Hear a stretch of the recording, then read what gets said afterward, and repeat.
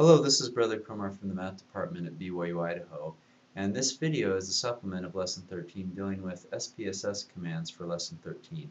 As you see here on the outline, these are the four things that I'll cover in this supplemental video.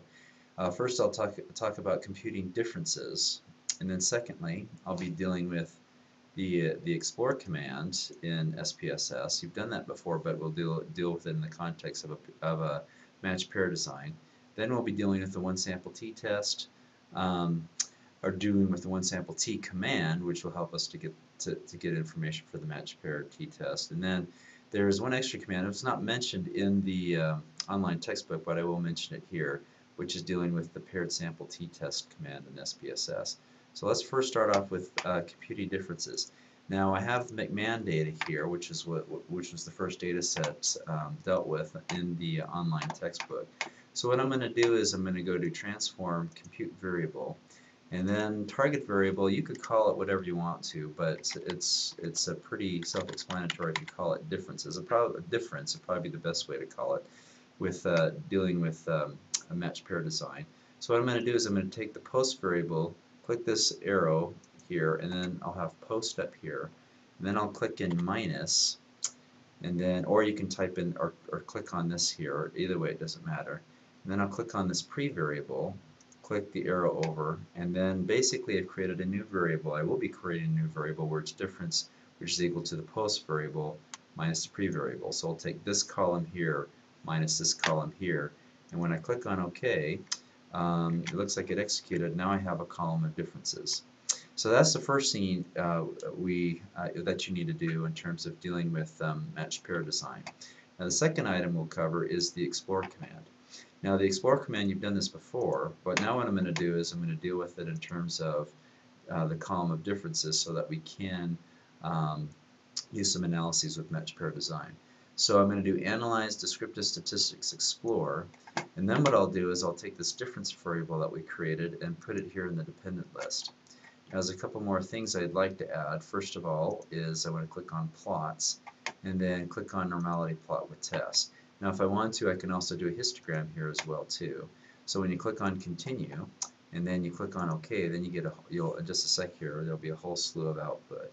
And so here's where you can get the mean of the differences and the standard deviation of the differences, and that's the numerical descriptive statistics for a matched pair.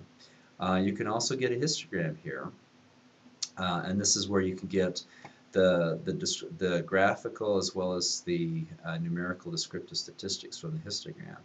Also, there is a QQ plot that if we need to test for normality, the distribution of sample means being normal, we can look to see if the data is approximately normal. Okay, and then you can also get a box plot here as well too. Now, I don't have this on the outline, but you can also get a histogram using the histogram command, and then taking the difference variable, put it in the variable box, and then click on OK, and then you could get another version of the histogram. Okay, so the next item is the one sample t command, or the one sample t-test command in SPSS. As I mentioned before, you've done this before, but now what we're going to do is that we're going to take analyze, compare means, and then one sample t-test, and now we're going to use this column of differences here instead of any of the other variables. We're going to take this here, put that in the test variable. Now test value, back in lesson 12, we put in the null hypothesis here. But the null hypothesis here for matched pairs is going to be 0, at least for this class. It's always going to be 0. So then if you click on OK, then you'll get the results, and it says the one sample test. But now we're dealing with a column of differences here. Okay. So then lastly, we're going to deal with is the paired sample t-test. And so what I'm going to do is that I'm going to go to the data set here. And now this, like I said, this was not mentioned on the online textbook, but I'll show it to you anyways. If you do the paired sample t-test, this is where you do not need the column of differences that you created. What you can do is you can take the post variable, stick that here, minus the put the pre-variable here. I'm going to match it to how I have it with how I created the differences. And then I click on OK, and then I will get, now if you notice here, here's where I use the paired sample t-test command and then the one sample t-test command in SPSS. Notice the test statistic is over here, matches this one here, degrees of freedom are the same, and the p-value is close to 0 here. So we pretty much get the same results. Notice the confidence intervals here. If you look at it up here as well as down here, you get the same results.